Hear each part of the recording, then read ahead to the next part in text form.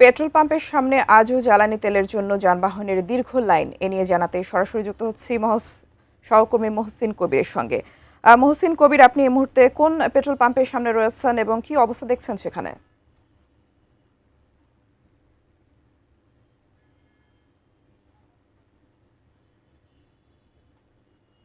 মহসিন, আপনি কি শুনতে পাচ্ছেন আমাকে?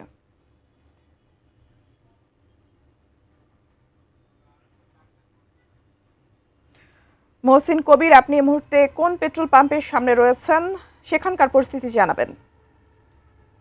গত বৃহস্পতিবার থেকে জ্বালানি তেল নিয়ে যে সংকট এবং মানুষের যে জ্বালানি তেল নেওয়ার জন্য যে দীর্ঘ লাইন, সেই অবস্থা আজকেও রয়েছে। এবং আমরা দেখছি যে ঢাকায় কয়েকটি যে ফিলিং স্টেশন, সেই ফিলিং স্টেশনে তেল দেওয়া হচ্ছে, তবে অনেক ফিলিং স্টেশন আজকে বন্ধ রয়েছে। এবং কেন এই ফিলিং স্টেশনগুলো বন্ধ আছে আমরা একটু জানতে চাইবো।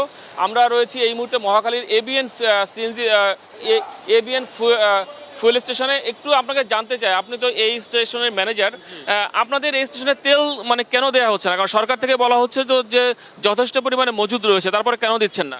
আমাদের তেলের অলরেডি গাড়ি ডিপুতে চলে গেছে নিয়ে আসার জন্যে। মেবি হয়তো বা 5টা থেকে 6টার ভিতরে আমাদের তেল চলে আসবে। আচ্ছা, অনেকে বলছে, অনেকের কমপ্লেন যে মানে এই মুহূর্তে যেহেতু সংকটের কথা বলা হচ্ছে, ব্যবসায়ীরা হয়তো তেল স্টক করছেন, তো সেই ধরনের কোনো ঘটনা ঘটছে কি? না না, এটা সম্পূর্ণ মিথ্যা কথা। স্টক করার কোনো প্রশ্নই আসে না। কারণ তেল স্টক করে লাভ কি? কারণ তেলের দাম তো বাড়তি নাই। কারণ হচ্ছে তেলের দাম বাড়তি না। ডিপুতে যারা সাধারণত 9,000 লিটার তেল পেত, তারা সাধারণত এখন 4,500 লিটার তেল পাচ্ছে। তাহলে মানে সরকার যে বলছে তেলের কোনো সংকট নাই, কিন্তু আপনার তেল পাচ্ছে না, দুদিন ধরে আমাদের ফিলিং স্টেশন বন্ধ, এটার কারণ কি? এটার কারণ একসাথে সব চাপ পড়ছে, এই জন্য সব গাড়ি একসাথে ডিপুতে চলে গেছে, এই জন্য তেলের একটু ক্রাইসিস দেখা দিচ্ছে। কি পরিমাণে তেল আপনাদেরকে দিচ্ছে?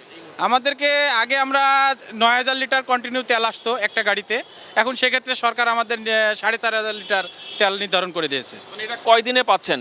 এখন একদিন কন্টিনিউ 4,500 লিটার করে অকটেন পাওয়া যাবে এবং ডিজেল 4,500 লিটার করে পাওয়া যাবে। মানে প্রতিদিন পাচ্ছেন নাকি কোনো মানে গ্যাপ দিয়ে দিয়ে?